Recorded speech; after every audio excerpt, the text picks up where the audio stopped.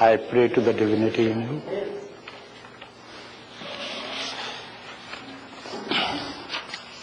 I'll give you a few minutes for questions and answers, and then I'll explain.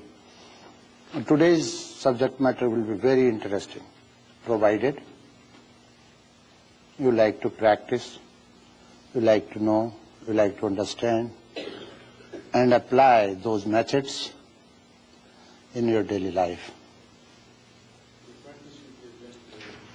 What is the correct intonation of Om? Correct? Okay. I will.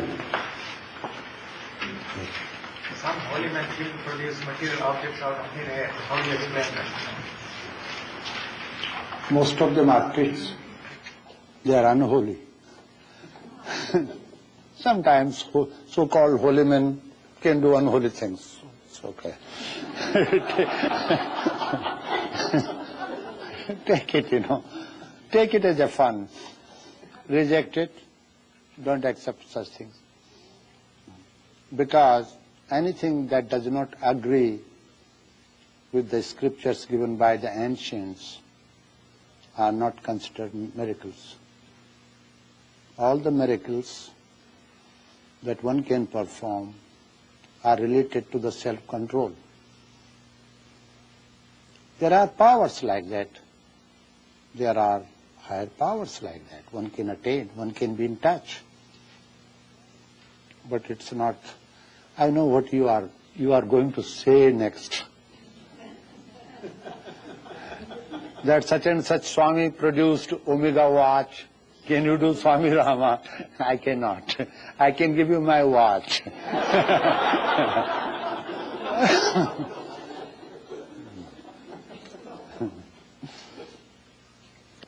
Yes. External objects are projection of the mind. Yes. Mind is the agent of the supreme pranas. The consciousness manifests itself into beings, living beings. But the things which are not living, inanimate, those are created, projected, manifested by the prana, which is also called Maya. I am talking of Adi Prana, the first unit of life. I am not talking of the breath, which becomes a vehicle for the pranas to supply energy to the internal states. Thus, it's a projection of mind. Yes. Unmani avastha, is that in between the waking and dream, or between dream and sleep? No, it's between waking and dream. Between dreaming and sleeping, there is another state.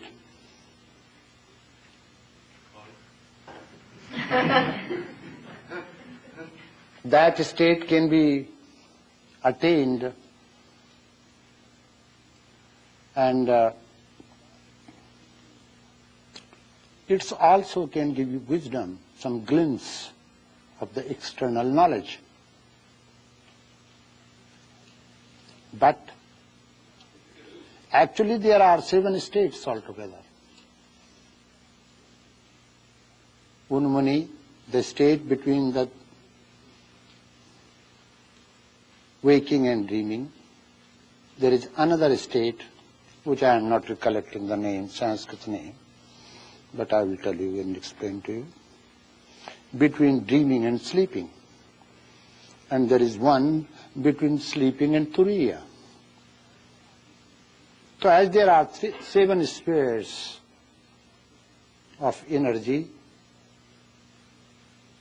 given by the physics, how electrons are moving towards protons and how protons are moving towards nucleus.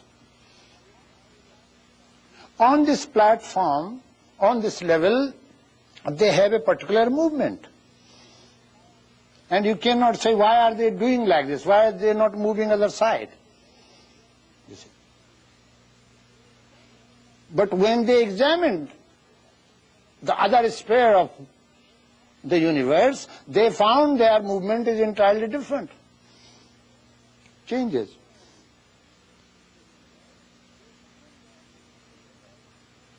This way, the energy moves, functions in a different way on different spheres.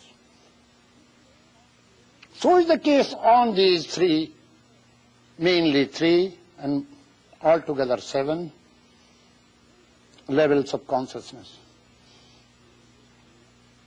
Those levels of consciousness are explained by various schools in various ways. This knowledge which I am giving you is not through my mind. It is either, a bit of it is through vision and rest through the teachings of the great ones with whom I lived and enjoyed their love and blessings. You see, scriptures say very little, explain very little, because it's difficult to understand the scriptures without their right explanation. Moreover, when a teacher says something, the teacher should also understand, and the student should all understand where are they standing as far as consciousness is concerned.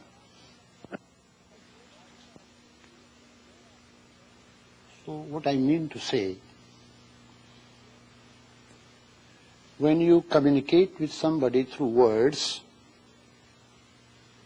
words are not understood properly because it's hard to judge from where you are speaking. When Christ was crossing the river, all his students complained, Master, you are speaking in parables. We do not understand. During that time, his consciousness, Christ's consciousness, was not towards the teaching, but towards formulating that wisdom which he directly received from the infinite library within. Don't you see in your own personality, sometimes you are very cruel. A human being can be bitter, as bitter more than an animal. Sometimes you are very loving, you become like angel. And sometimes you are very indifferent. You will see that in your daily life. Because there are 3 states we are going through. In waking state, we are dealing with the world around us, external world, which is called Virat also. Actually, there is only one experiencer. Don't say that you are experiencing. We are not experiencing these states. The waking state is not experienced by human beings, by human mind. There is only one experiencer, and that is called individual soul. Individual soul, when experiences waking state, during that state experiences the gross world, the world of objects externally. That is called Vaiswanara or Virat. Because you will read other scriptures, the names are different. In dreaming state, you are dealing, you are experiencing internal objects coming from your mind, the impressions which mind stores in the house of merits and demerits, that is called unconscious mind. You see. But in sleeping state, you do not discriminate, you don't see anything, you don't feel anything, and that state of natural gift you have, has led you to a state of bliss. A great taste of bliss is given. You remain in a state of bliss. That state is called, first state, waking state, Virata, second is Hiranyagarbha, third is Ishvara. Now, physicists do not understand the depth. They have not studied the anatomy of sleep from deeper angle. But here the scripture says, in that state is experienced by Ishvara. Who can see, who can watch, who can understand all other states, waking and dreaming. That state is called gateway to real knowledge. That state can acquire knowledge of the higher state, Turiya, the fourth state, or the lower state, sleeping and dreaming.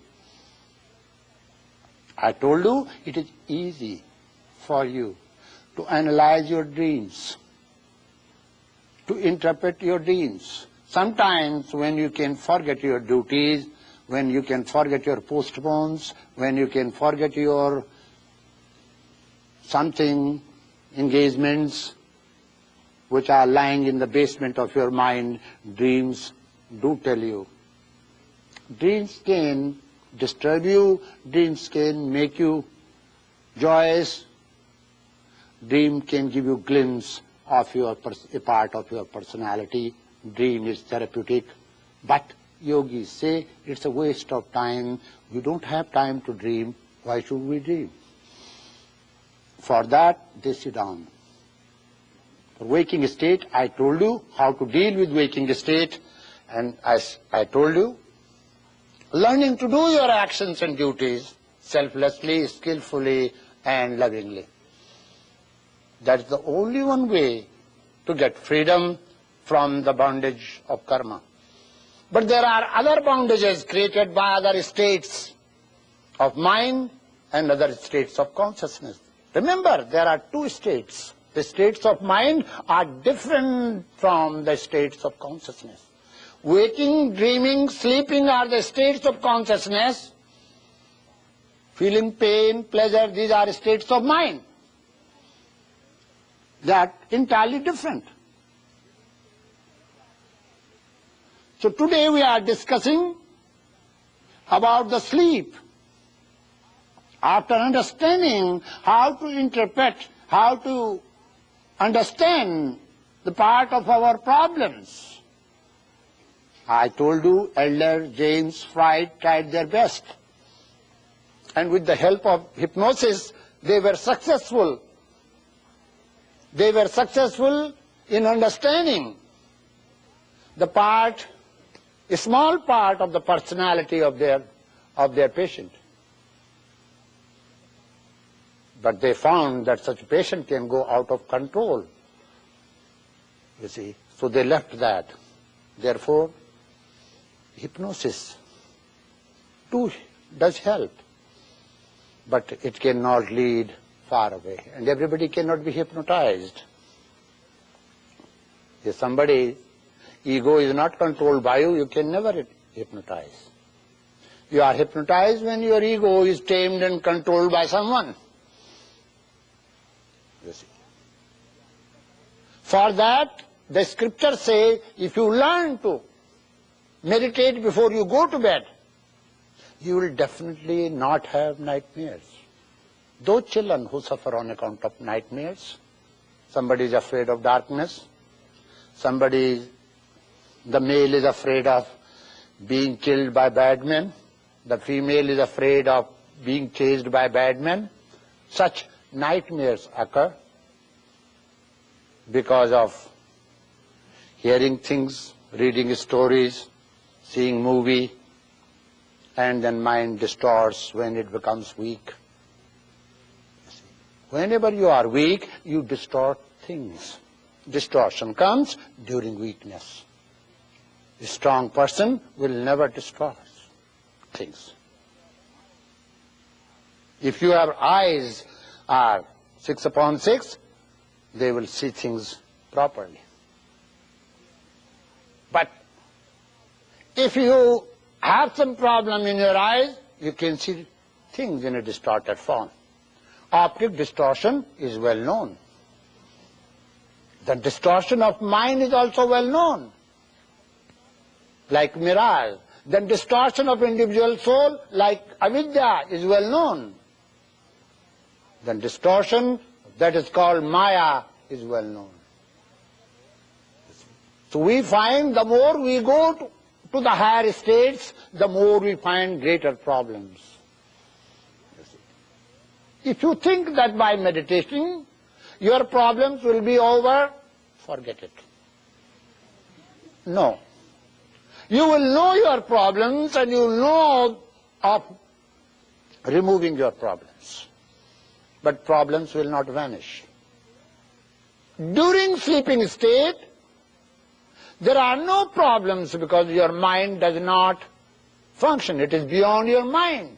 Your mind remains active only during waking state and dreaming state. When you are in deep sleep, it's not the field of your mind. There is no discrimination, there is no content, there is no object, there is no impression. In such a state, you experience bliss. The question is, if I am in bliss now and I remember it tomorrow, as you generally do, last year you talked to your husband, honey, we enjoyed life better last year. Why are we fighting this year? You remember bliss of last year because this year you are in conflict. When we are in deep sleep, do we enjoy the bliss consciously? No. Because if we enjoy consciously, then it is not sleep. We remember it when we are awake, and we then compare that during waking state we are not enjoying bliss. During dreaming state we don't enjoy like this. It's a great bliss during sleep. Yogi said this is not a safe thing to do. If we enjoy bliss now, we should learn to enjoy it now by being conscious. We do not need to be awake, to watch and to observe, or to get confirmation that we enjoy deep sleep. Don't forget that you totally don't sleep when you are in deep sleep. We have done simple, crude experiments on it. I used to make something piercing of the, paper, twist. And when one of my teacher was sleeping, I inserted it in his nose.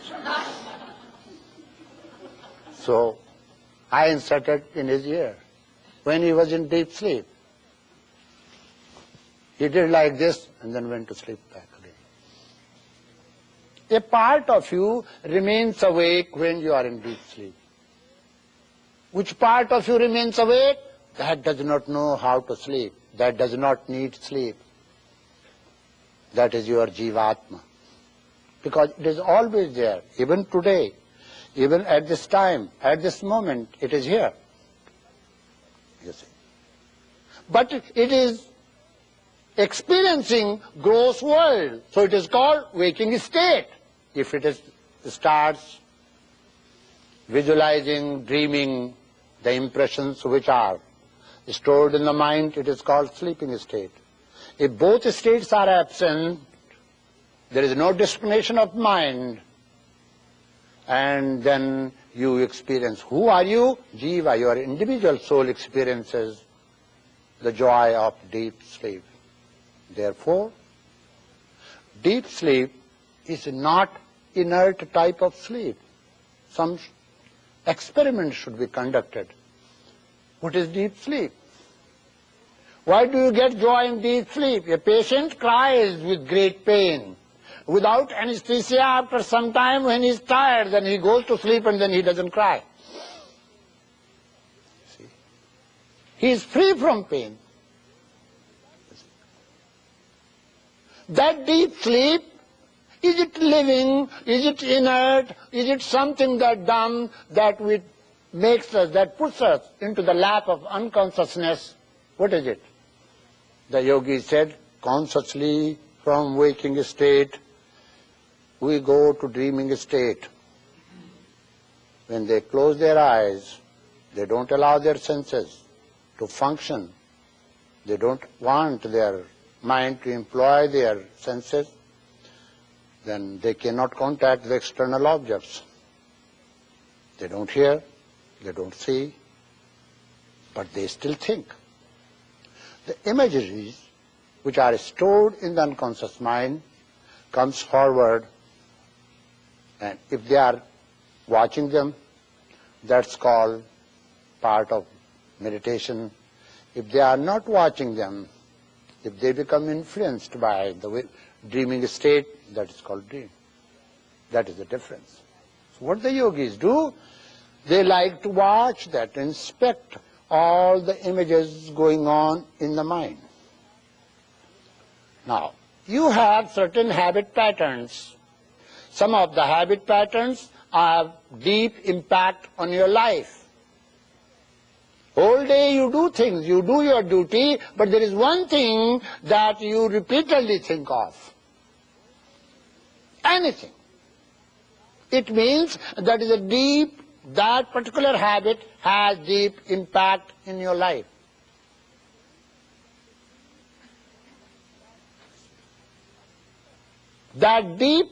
Such impressions do give you dreams again and again relating to that habit pattern. It could be anything.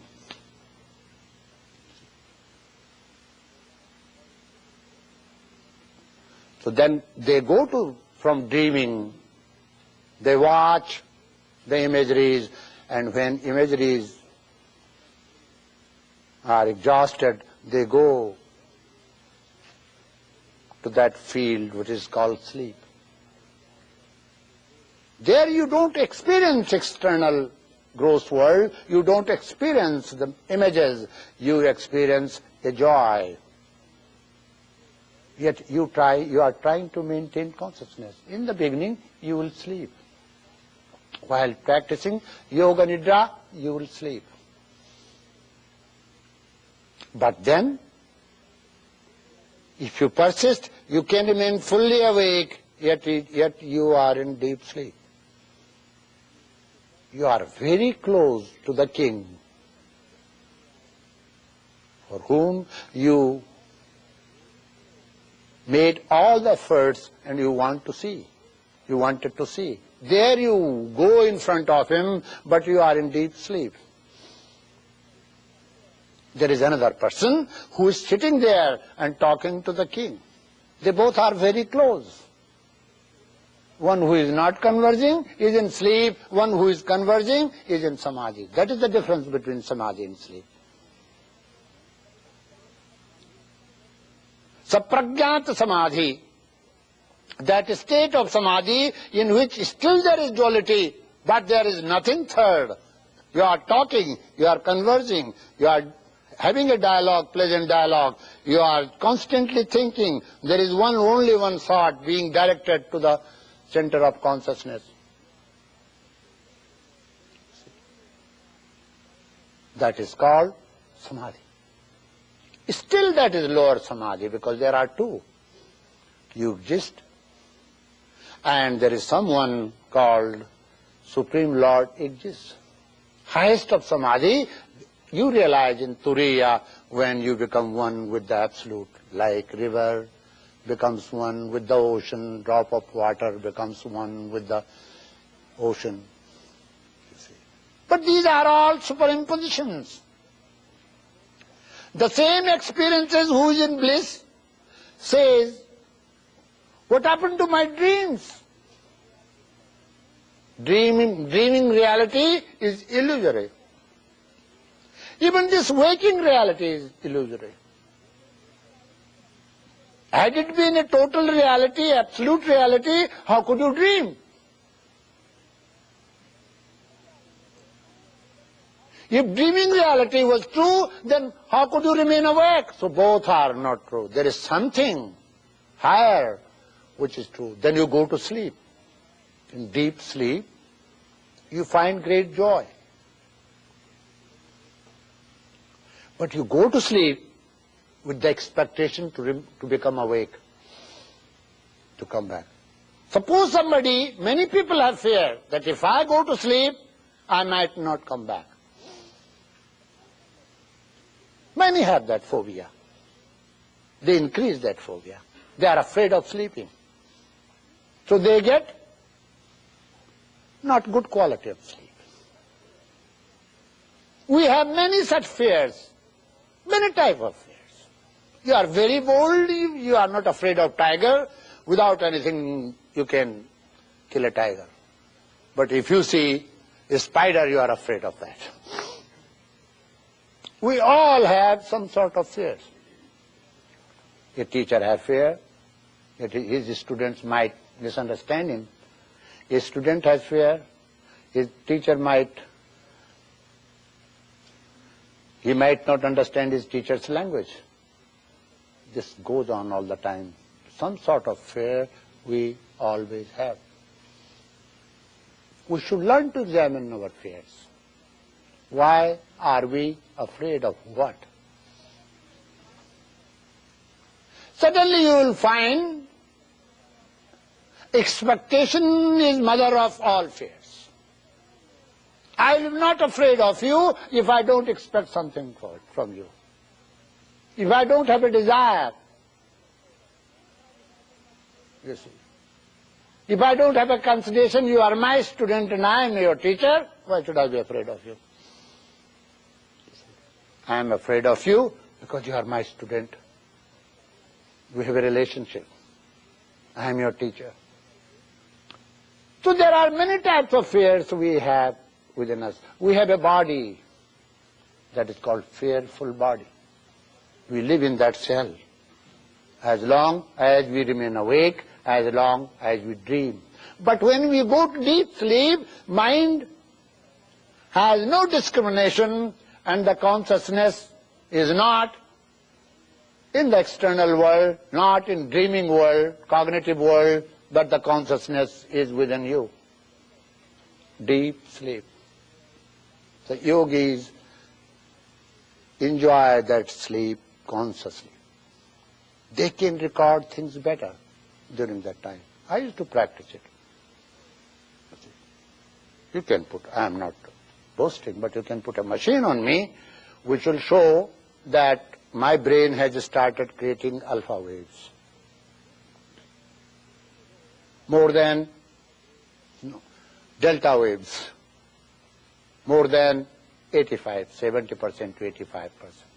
When your brain starts creating delta wave, then it is clear indication that you are in deep sleep. And talk to me something. I will be recording accurately and speaking to you verbatim when I am awake. It is a practice, it's a simple practice. Because I had enough time, and my whole time I devoted to know all these things. Not that I cannot goof. Don't say that I am a perfect, I don't say that. You see, there is no one perfect. To be perfect is perfectly boring. You see, there is only one that is perfect and it's perfect. You see, divine. Perfect is a word which we do not find, you see, in reality. But when you devote your time to do something, if you are swimming, you find many skills which are not taught by anybody. You can float. You can float in a sitting position. You can float in standing position. You can float in lying position. When you are doing something, that deed of yours, that skill of yours leads you to more skill, attaining another higher skill when you start persisting, doing something. Question is meditation a mere escape? Is meditation therapeutic for you? Is meditation experimental for you? Are you trying to explore something? Or are you doing meditation because Swami Rama told you to do? Very dangerous. That's a dangerous situation. If I am telling you to do meditation, then that is not instruction of meditation. That is called instruction in hypnosis. I am explaining to you the benefits of meditation. If you understand the benefits, you should learn to make experiments, and in the beginning take meditation experimentally and then truthfully judge for yourself, this method is helpful for me or not. We all have done experiments. If we walk to that gate, we will see that gate. Let us do experiment that if we remain very still and become calm, make our mind calm and breath serene, will we find peace? Can that peace be obtained in any other way? When we start doing this sort of experiment, then we do not need any outer, agencies to support my idea or deed. Meditation, we don't have to use any outer agency to make it valid. Learn to do meditation independently. If you are a bad person, good person, happy person, miserable person, even then you should do meditation. No need of becoming miserable. If others make you miserable, then you are weak. If you are miserable, then you are weak.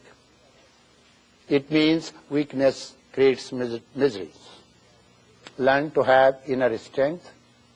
External strength is a good support for external life, but internal strength will help you when you need. There is one simple sentence in Ramayana that says, that is generally, indication to a man. Dhiraj, dharma, mitra aur nari, apatakal parithiyo chari. Courage, your dharma, conviction, friend whom you trust, and your wife whom you love. If you don't have wife, you need girlfriend whom you love. At the time of need, you should test them. Why do you test them? If you don't test them, suppose you are drowning and you are depending that somebody is going to save me, and that doesn't save you. You should not. You should learn to test them at least once or twice. First thing is to be tested, not the woman you love. Dhiraj, your courage. Do you have inner courage? What have you done to create inner courage? You see. If you go on condemning yourself, you will never have inner courage. No matter how much things you have to support you in the external world. Inner courage will come when you will keep yourself happily by isolating. Mothers always say, children, now you go to sleep. Let me be happy for a moment. She loves her children. She cannot live without them. But she cannot live without husband, children, home and everything. But why does she say? Let me be away from everybody. There is a desire to be all alone, to enjoy that bliss which you find all alone, but not with others, where you do not need a group to make you happy. Every individual has that desire. That's why you meditate. You want to reach that point. I told you yesterday Will you make that figure again? Because I didn't complete it. Make the full.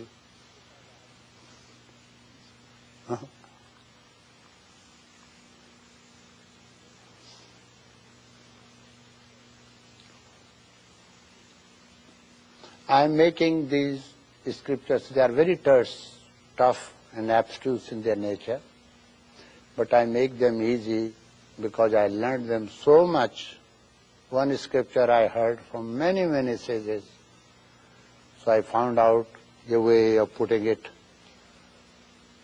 simple, in a simple way, so that you can understand.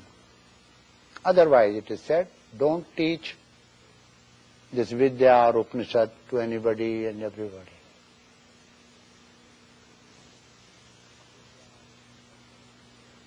Are you artist? Okay. You corrected yourself. Now, I told you that the breath you inhale is called prana. But actually breath is not prana, remember this. Breath is breath. You see. It is called vayu in Sanskrit. So we find vayu everywhere. Is it breath? No. Because there should be something, living object, to direct that. I told you just now, inanimate, anything you find in the world is manifestation of prana. Not this prana, but the prana, which is the first unit of life. With the help of that unit, this universe comes into existence.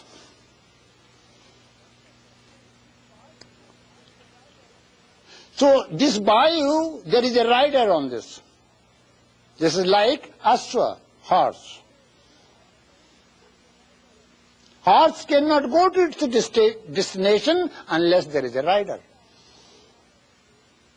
That breath we are inhaling, there is a rider in it that is called prana. Otherwise it's only vayu.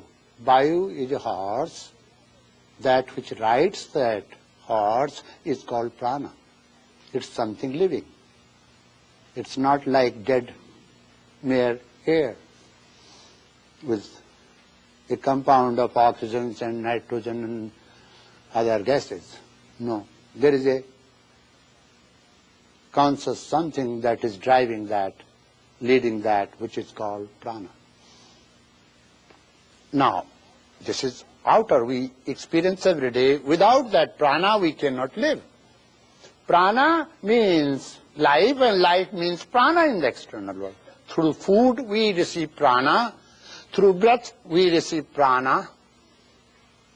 Through pores, we receive prana. There are many agencies through which we receive prana. Okay. Now, this prana is always in touch with its source, the original prana, that is responsible for manifesting all the inanimate things in the world. And all the conscious things, conscious beings are manifested by something that is called Brahman or Atman, you see. Here. Now, we can help ourselves by understanding the relationship of this prana that we inhale. Simple experiment will tell you.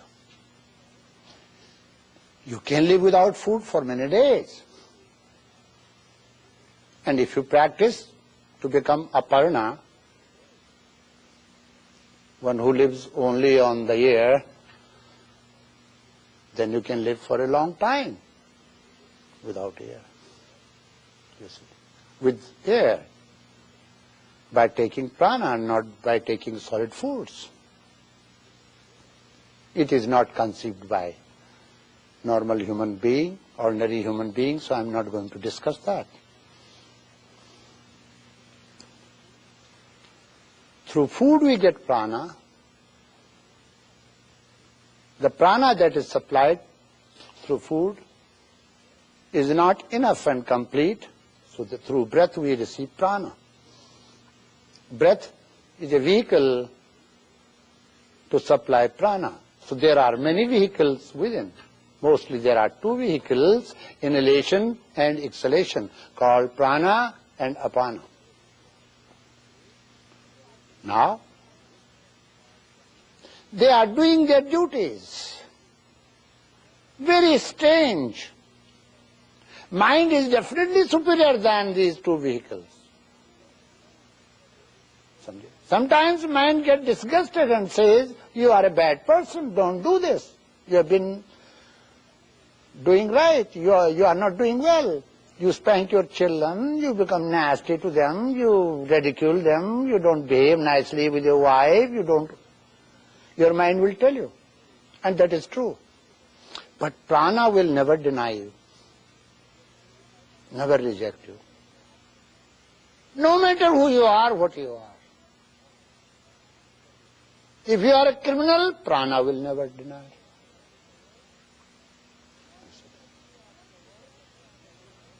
Worst person you are in the world, even God does not have punishment for you because you have done so much that there is no punishment for you. You have gone beyond the mire of punishments. You see. Yet prana will not leave you. Why? It is our mother. No matter what happens, a real mother will never abandon her child, infant child. She will protect her with all, at any cost, without any discrimination. For her, the child is child. Mind is not our mother. Mind is like a father. What father does, if son wants something to get from father,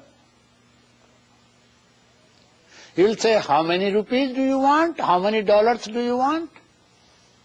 5, 10, 20, 100, 200, 2000. There is always some limitation. But mother never says, I will give you milk, so much and so much and so much. There is no end to it. Take as much as you want, no condition.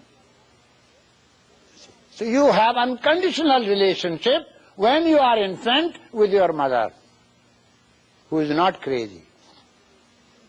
You see, normal mother I am talking of. So prana is like our mother. Father is our mind that discriminates. So mother and father, they live together, they are close relationship, and that is called twin laws of life, breath and mind. To understand mind, you will have to understand your breath. To understand your breath, you will have to understand your mind. Now, let us make few experiments. You have not beaten me physically. But if you give me some bad news, which affects my mind, I will start crying, and you will see tears flowing from my eyes. And I can have nervous fit, and I can I can faint. I can become unconscious. Even it can affect my heart. It can affect my heart, and I can have heart failure. You see. How does it happen? During that time, what happens to our breath? The whole process, if you study, you will understand how unique, how wonderful, how useful it is for you to understand something about breath as you become very fussy, which is very good for as far as diet is concerned. You should know something. No matter what wonderful food you eat. Pranas have play their own part. So the breath, during that time when you cry, your breath is not serene. No, it becomes very shallow. Shallowness of breath means close to death. Here there is no question of death, close to distortion, imbalanced mind. Whenever you are imbalanced, when you are agitated from inside, whenever you are emotional, whenever you are irresponsible, you will find your breath has become shallow. Not finer, shallow. Fine breath is made consciously, shallow breath is made by your bad habits. Then you do not fill up the depth of your lungs. Breath becomes very shallow. And during that time, mind doesn't know what to do, mind becomes weak. Because you are not supplying right energy, proper energy, the volume of blood from your heart to your brain. Pumping station is heart, not here. You see. You will find the same condition. If somebody hits you or gives you karate, you see, there is a blood supply, loss of blood supply. And during that time, brain does not function well. You are very powerful and strong, but a weak person has done it, who is not so strong like you. But he is clever. He has got balance.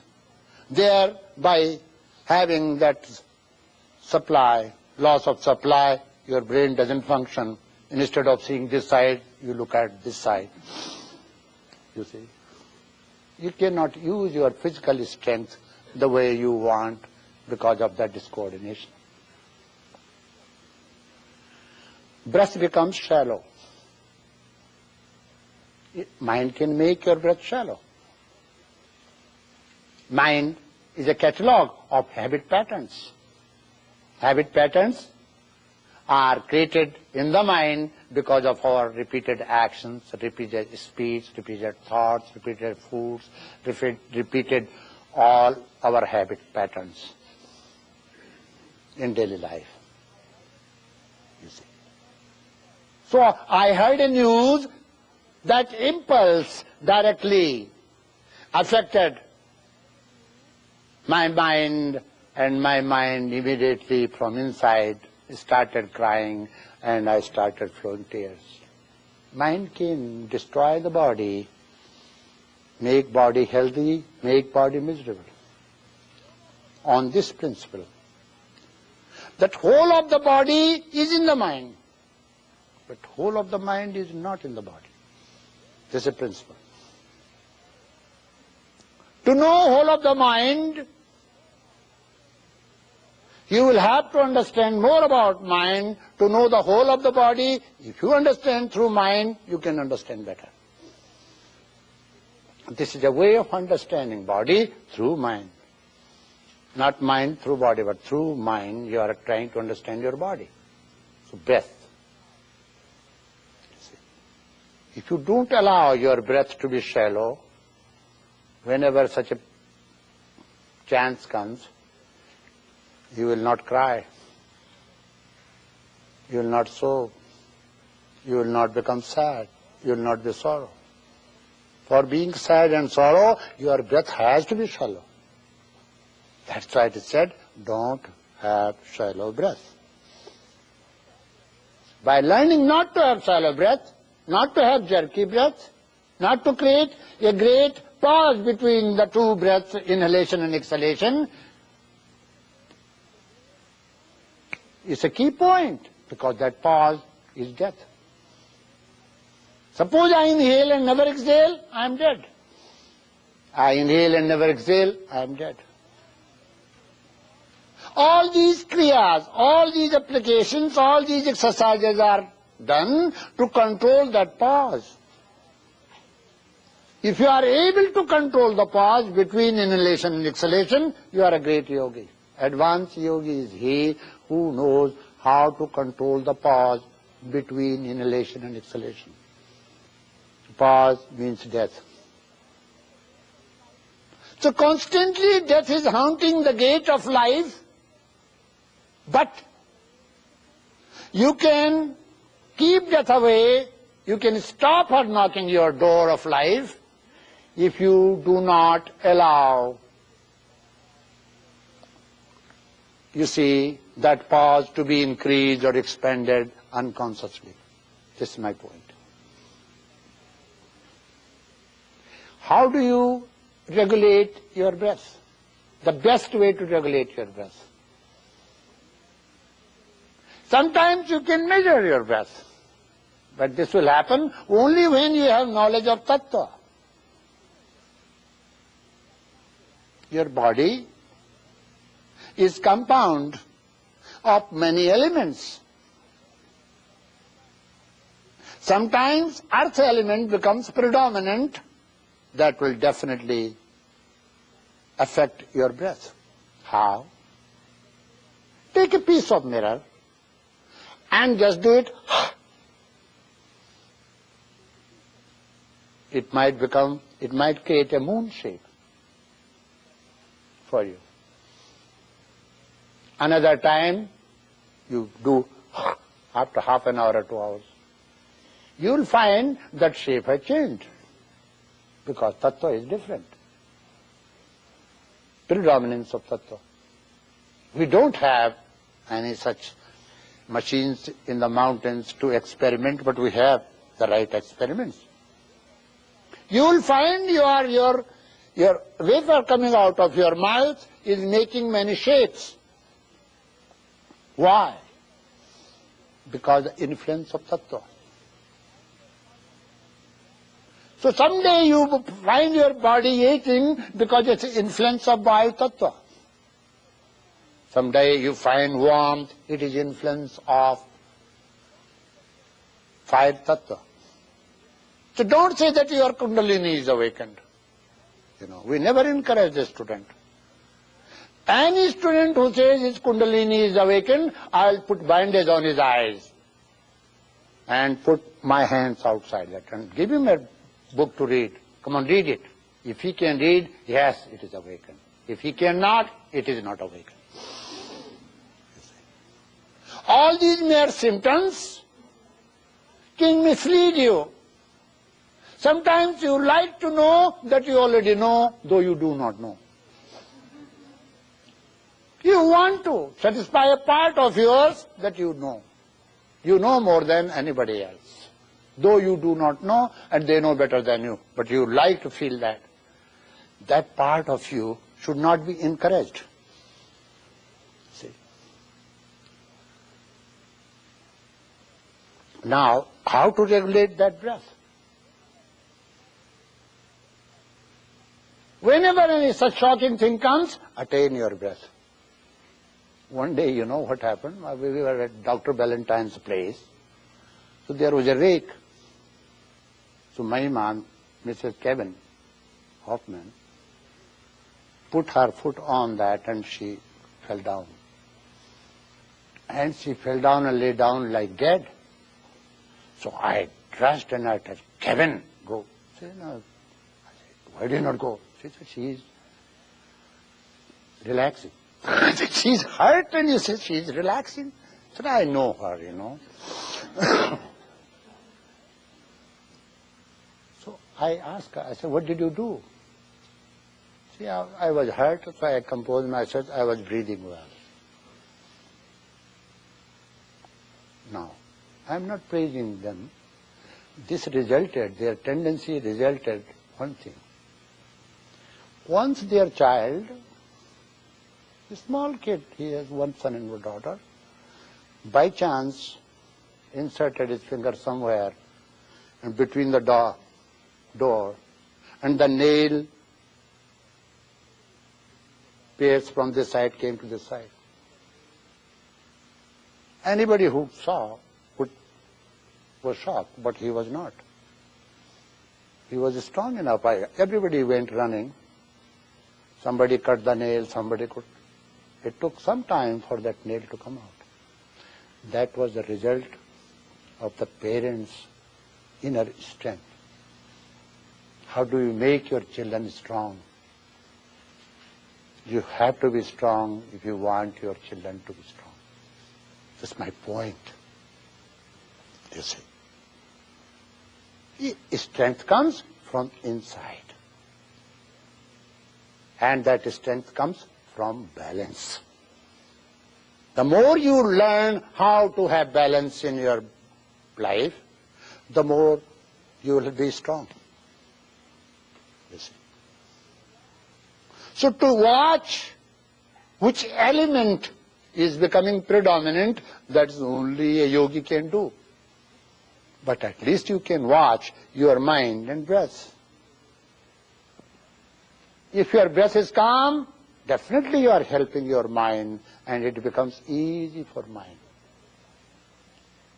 What is the most balanced period in your life where you can establish balance in your mind, in your breath, in your body? To balance in your 5 tattvas, 5 elements, you are not allowing, you don't want to allow any tattva, any element to be predominant, and you don't want any jerk in your breath, you don't want anything in your mind. For that, what do you have to do? You have to learn only one thing. You see. Do you have to learn how to establish harmony in the disturbance of your, you see, tattvas or breath? I think breath. You see, breath is barometer of your mind and body both. It's the bridge between the two shores, body and mind. And it's not something dead, it's something living, because there is someone to direct that. The day that someone withdraws itself, there is breath, but there is no life. So life is not mere breath, life is prana, and prana is life. For that I told you yesterday, in Savasana, lying position.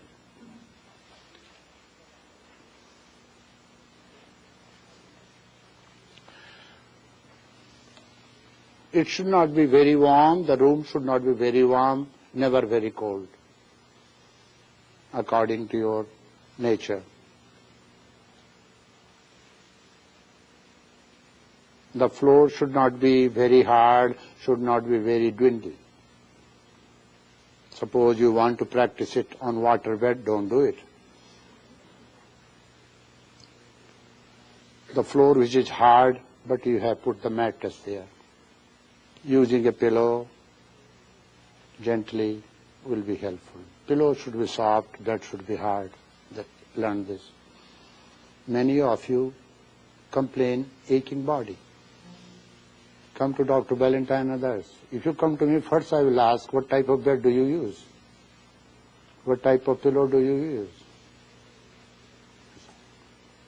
If you insert a pillow, just twist the pillow or put it here in the morning, you will find some pain here. And doctor says, go and wear the collar. Many a times, you change side to another side and put hard pillow here, and that disturbs you. Many times that disturbs you see. And then you are taking medicine, but the condition is the same. You are not changing the condition. In such a case, you lie down.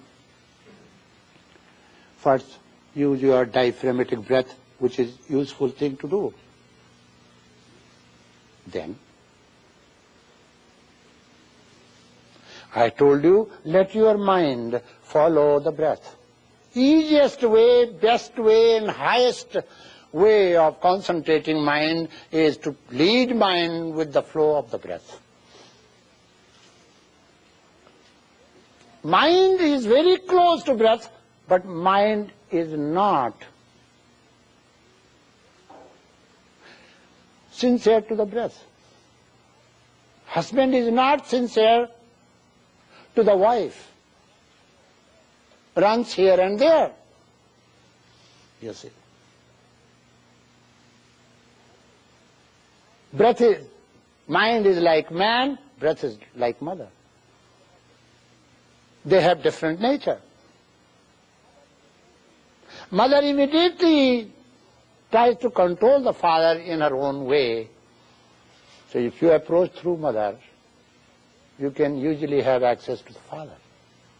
But if you approach father, perhaps you will have denial.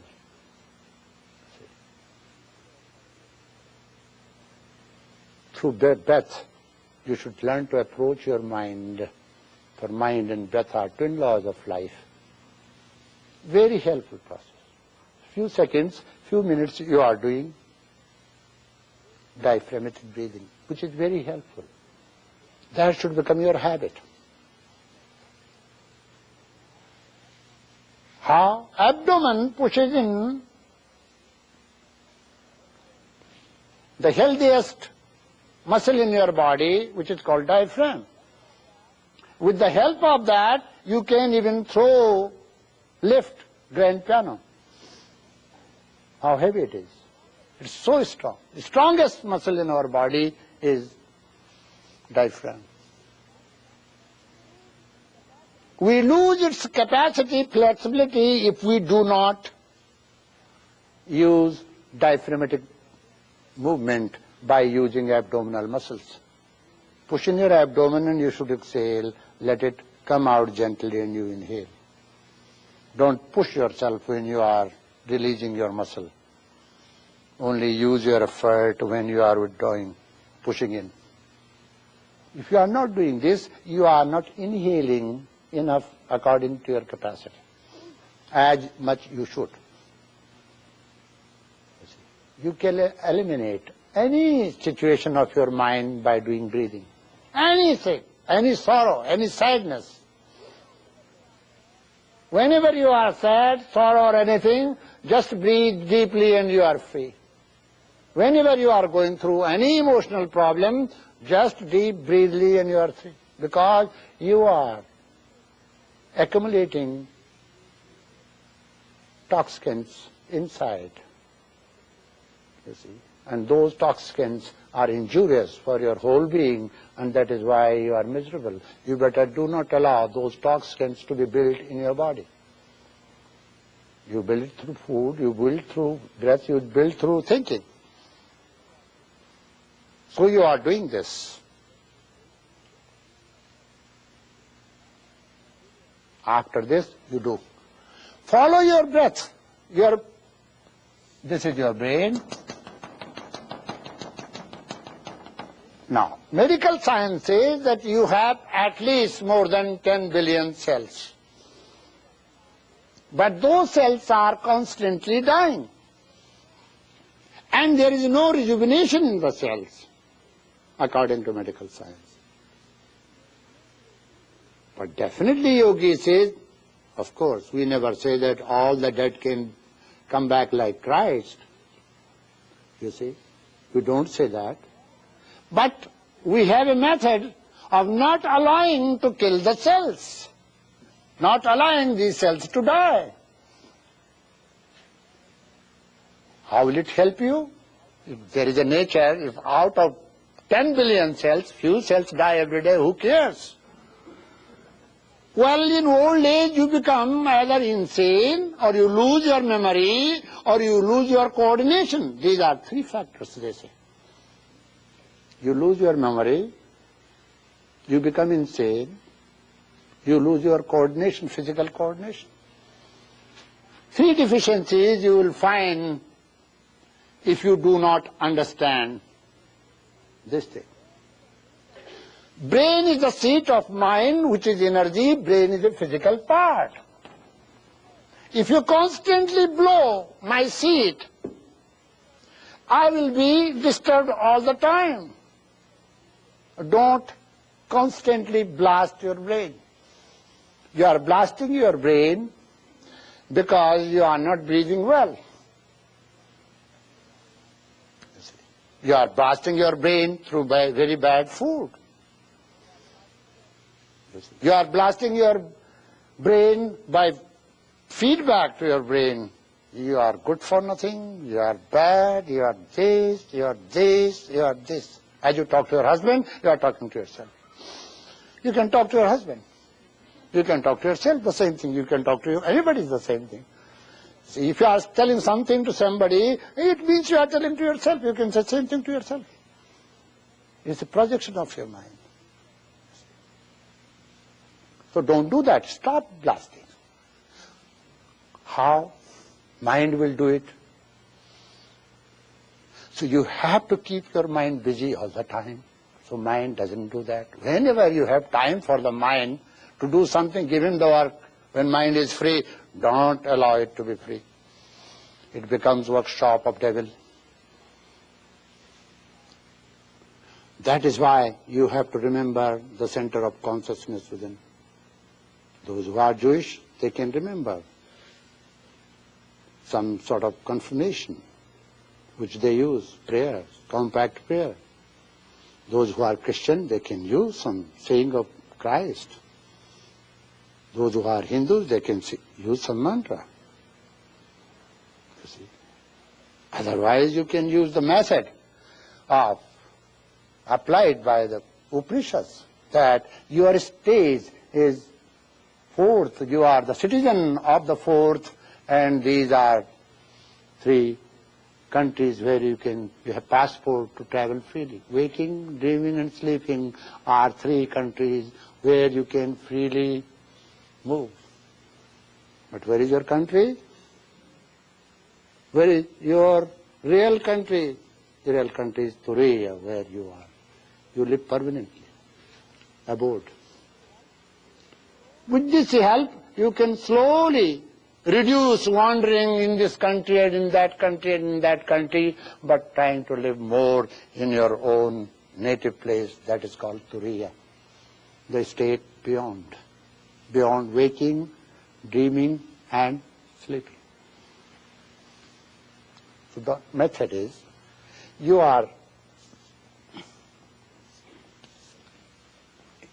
see, I told you yesterday, in the beginning you can do it. Ratio will be 4:8. 4 inhalation and 8 exhalation.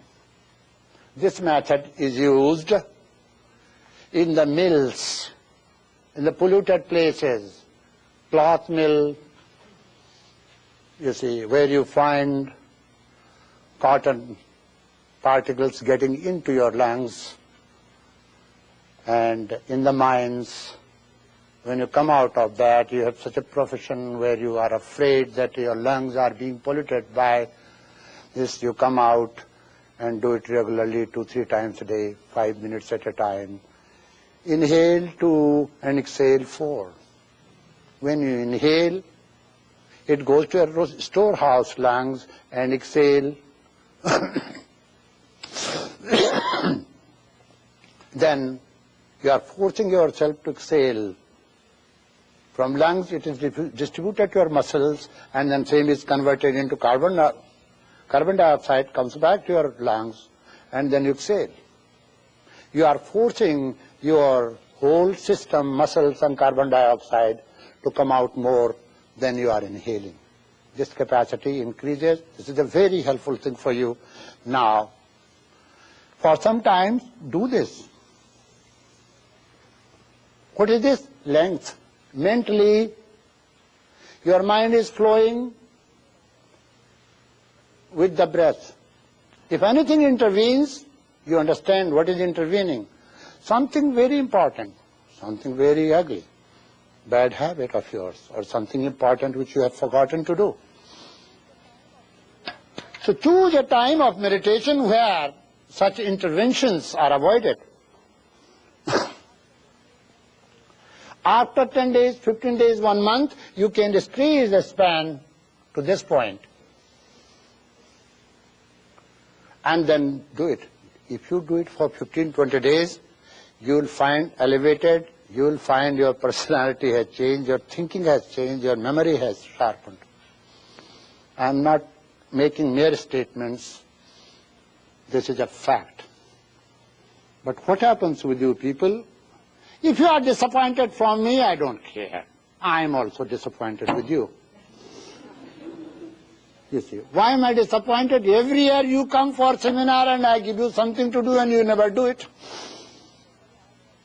I never received that I have done so much, I felt like this. Never such a letter.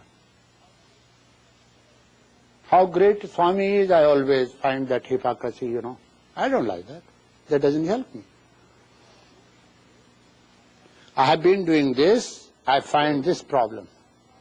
If you do it and then find problem, I will know that you are speaking truth. If you are bluffing me, I will know. What problem will you find? You see, you will find the problem of shallow breath, all the bad things coming out of shallow breath, all the diseases connected with shallow breath. Then you will find diseases coming from jerky breath, you will find diseases coming from noisy breath, you will find diseases coming from pause. And I will tell you, even you are far away, I will tell you where are you committing mistakes. It's a very therapeutic. You can at least treat your patients without seeing them, without knowing them. There is a book that is called Duti Vijnanam. It's a Sanskrit book. Duti means messenger. It has been used word pulse. Vijnanam means knowledge. With the help of pulse, they will tell you all the diseases you have. And allopaths say, how it is possible we don't have any such a skill? You see, they have not developed that skill. So what can I do? You see, it can be done without seeing a patient, without knowing where, far away, on telephone, even without telephone, if there is true connection. But when mind starts flowing freely without any interruptions, few days interruptions will come. When these interruptions will start decreasing, finally you will find the mind is flowing freely with the breath, breath is flowing with the mind, and that is a great joy. During that time, either Sushumna is applied. Sushumna means Sukh Mana, peaceful mind, joyous mind. Serene breath and calm mind. That state which is given by serene breath and calm mind is called Sushumna, where both nostrils start flowing freely. One nostril is not predominant, another is not. See, both start flowing freely. You see. And when they both start freely, you cannot cry, you cannot have pain, you cannot have sadness. Because that state of breath leads your mind to a state of joy, joyous mind. Now, slowly as you have learned to increase, expand, go on expanding. Don't visualize any wall in front of you. Keep your window open, visualize as though you are going towards the space. You will have many, many, many wonderful experiences. You see. Don't push yourself. Go according to your capacity. Otherwise, you will feel something as though someone is squeezing you, you know. Gradually increase it. I was told, and I did this experiment with other my friends, and they were like me. We had 3 months course in which we attained what the teacher in the morning did to us. That in 3 months' time, I am giving you this, and I am going to examine whether you do it or not. What I always used to say, I always used to tease my teachers in a different way. If something happened, I'll say it didn't happen. I wanted to know whether he was sure or not. He said, you are lying. I said, no. He said, then you are not fit of this place. Then I'd say, no, you're right. You see, I wanted to be very confirmed, I wanted to do this. From the very beginning I had that bad habit, you know. They were kind enough to tolerate, to accept this foolishness of mine. But then I reap the same fruits. My students do the same thing to me. You see. Now what you have to do, you have to reverse this position. Yesterday I told you only one thing, but you have to reverse it. Slowly you will have to learn to come back gradually with the same ratio, and when you are inhaling here and here, there, after 3 minutes, brain starts degenerating. Up to 3 minutes there is called suspension, because there is reserve within us, reserve of prana. And you have eaten food, you can live for 2-3 days because there is reserve in us.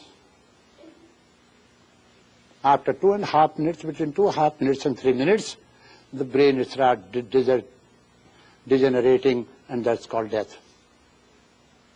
So, this thing happens.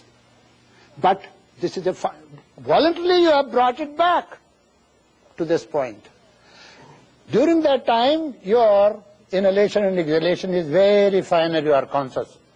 You float in great joy. It's possible. You might elevate your body. It's possible. Yes. Provided you have done perfect. It may take 3 to 6 months to attain this, but joy you will attain the very first day when you start practicing. Now, the teachers ask you to concentrate on this point with breathing exercises, Ajna Chakra, to increase your memory and intellect. For this is the gateway to the city of life. The teachers will give you meditation, concentration on this path at throat chakra if you are artist, dancer, a musician or a writer. If you are very emotional, the teacher will give you this. You see. This triangle, one triangle indicates ascending power means human effort, another descending power means grace. Where grace and human effort meet, that is called Star of David, or that is called Anhat Chakra. Here you concentrate. Those who are emotional, with the help of that emotional power, which is a great power, one attains the higher state of ecstasy. Those who are sick, the teacher will tell you to meditate on this, which is called Manipur Chakra. Why? Because from Manipur Chakra starts one which is called Kanda. The network of wires in the body. It's the solar system. Biggest network is there. It's not only because it's a fireplace or Manipur Chakra, no. It's because this is the biggest network in your human body called Kanda, which is associated, which is close to your Manipur Chakra.